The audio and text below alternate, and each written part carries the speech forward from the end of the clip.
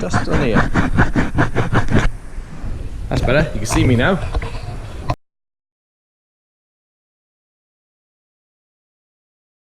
Right, we'll have a look at the forage wagon then, shall we? So, here it is. On a bit of a rainy old day, it's parked up in the shed. We are in August, so we've done 2 cuts of silage with it already.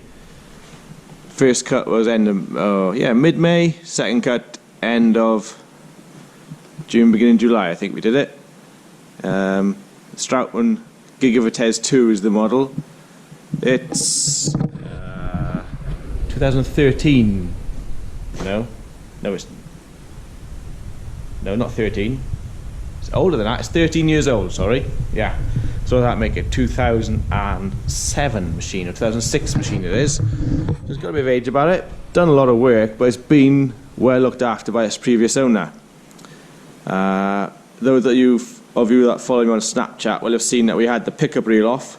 We took this off. We had to replace a few tines, but I couldn't get the tines loose, so we had to take the bands off to get the tines loose. Sorry, but I couldn't get the bands loose because I didn't have any gas. Usually you'd heat them up, a bit of heat, and they'd pop off no problem, but I haven't got gas, I couldn't do that. So we'd wrenched a few heads off. So then we had to drill those out to put new bolts in it. So the easiest thing to do then was take the pickup reel off. But other than that, the machine didn't need much work. We adjusted the bed chains and shortened them a bit, and then we pretty much just checked her over, changed the oil and gearboxes, and off we went really, and gave it a grease up. Now if you compare this machine to a forager, it is a lot simpler machine.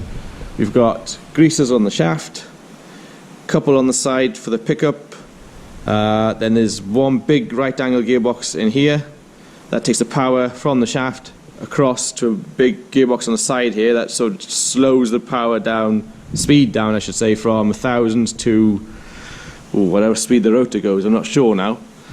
And after that then you've got a drive that comes off this side of the rotor, a chain drive, and that comes down then to drive the pickup reel.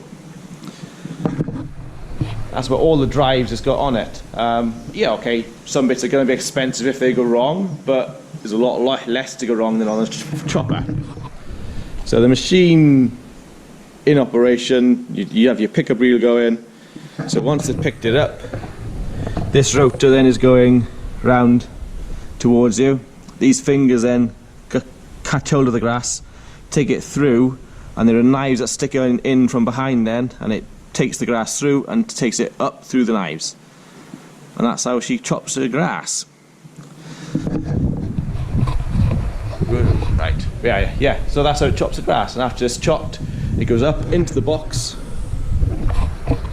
It builds up at the front, it boils up at the front of the machine here. Then once it starts touching the top, you flick a little switch in the cab to move the bed chains back. So you just shuffle the bed chains back as the grass gets up to the top, shuffle the bed chains back a bit, and then you just keep going along like that.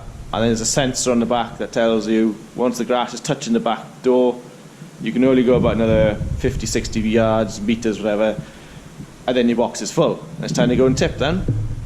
So relatively simple. I'll show you more how it works and all when we're actually using it. But yeah, maintenance wise it's quite easy. Like I said before, there's only not many drives and things, so there's just 2 gearboxes to check, a couple of greasers on the shaft, a couple of greasers down on the pickup reel. You got loads of greasers on the rear axle because it steers, and you got a couple of I think there's 4 greasers on the back, maybe a couple more than that for the powers the bed chains in the back corner there. And then the most laborious part, I'd say, I don't know, hang on, I'm just going to grab my phone. There's my phone for a light. The most laborious part, I'd say, is sharpening up all the knives in here. You can see, just about see, there's a row of knives right the way across. Yeah, I think there's about 38 to 40 in all together. Now these are dropped out at the minute, ready to be taken out to sharpened. Normally when it's working, the hydraulic cylinder on the left side here lifts them up and pops them through the gaps in the back there, and then they slot in between the fingers of the rotor then as the rotor goes round. Now, sharpening those up is the worst part of it really, because that can take, well, take an hour probably by the time you take them all out, take them to the bench, sharpen them. It's a lot easier with the forager, just press a button on the New Holland and the job is done. But it is what it is. At least if we do go into stones with this thing or foreign objects, it might just knock a knife back or break one knife. You can just stop, jump out, slot another one in, and away to go. So far, it hasn't been too bad to sharpen, and we haven't had that many trouble with knives and things. But yeah, anyway, that's enough about the wagon, I think. I'll show you more now when we get on with third cut, which should hopefully be in about a week, 10 days. It's been a bit dry down here in West Wales, as has in a lot of parts of the country, but I know a lot of you had more rain than we've had. We didn't see much grass growth in July, so after we did second cut, this third cut has been quite slow to grow. Like I said, hopefully, week, 10 days, we'll be getting on with third cut. And I hope to show you a few more other bits and pieces then. Alright? So thanks for watching. I'll see you next time. Bye bye.